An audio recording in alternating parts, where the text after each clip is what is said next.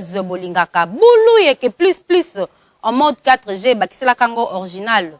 Motuna lelo etunami epa ya nani tolanda.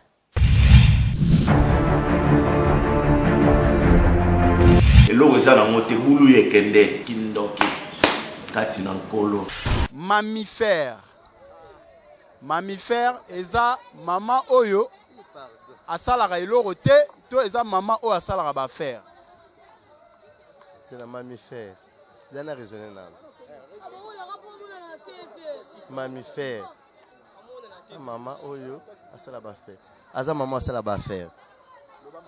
Aza maman oyo asala ba faire. Donc mammifère eza maman asala ba faire. Mammifère. Ils appellent maman asala elote.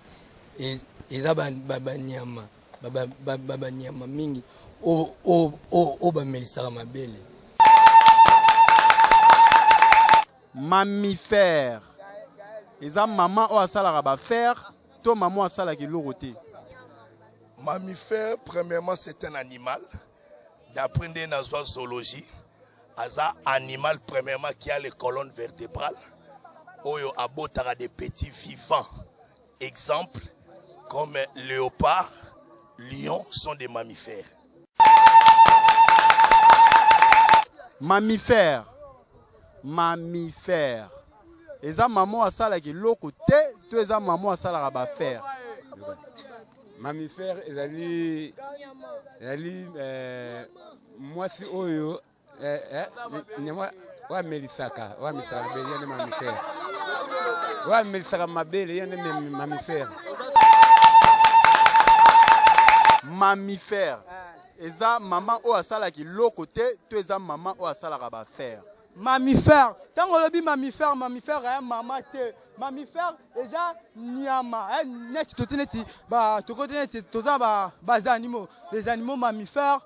Moni, tu as les animaux mammifères, tu as les animaux qui vivent dans la zamba. Moni, les animaux mammifères, ba va vivre dans maï mammifère. Yangwana. Moni. Mammifère. Mammifère eza mama te eza nini te mammifère eza nyama. Mammifère eza tonde tokotene toza na ba nyama ya zamba, to ape ba nyama na mai. Ba nyama o ba vivre na mai nde ba benga bon, ce sont les mammifères.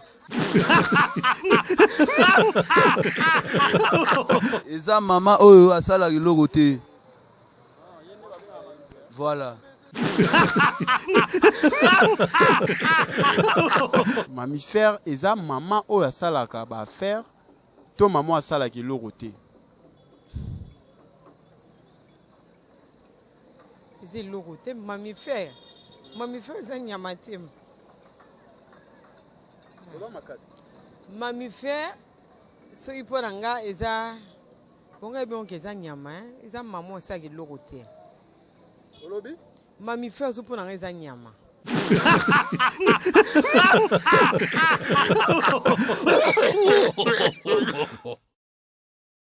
Boulou que plus ne tombera jamais, ça c'est l'original, parole du maître, ça parle plus trop. Quand on connaît, on connaît. Et quand on ne connaît pas, on apprend, parole du jeune maître.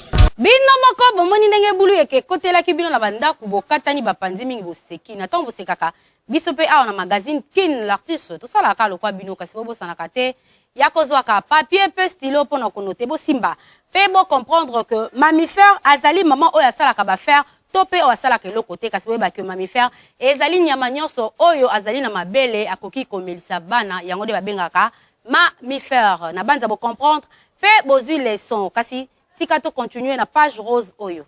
Joyeux anniversaire Feli Mouke Fox ka oyo abota bongo mokola lelo tika ete nzambe abatela pe asunga yo na bougie moko oyo obakisi mokolo ya lelo soki bosepelaki na édition ya mokolo ya lelo opesa merci et pa Piro ebende yende mutakumbelaki masolo ya mokolo ya lelo na sima ya kamera tozalaki bongo na Victor Sukami yenda benda kinga bote po bolulanga na bandako na bino topesi pe merci l'équipe technique nyonso o basalaki que ngana bino tomonana na mokolo ya lelo tolo balisusu nini tout travail mérite bien son salaire n'importe quoi dit bakotuna ngulu lokola ngulu alobaka na ete c'est que bakodundango pe bakobukuta gratana na ndenga kosakana te botika biso tovanda tosala mosala po mosala eya nde bakoto oyo nga na bino tomonani su na mokolo eya po esala eloko te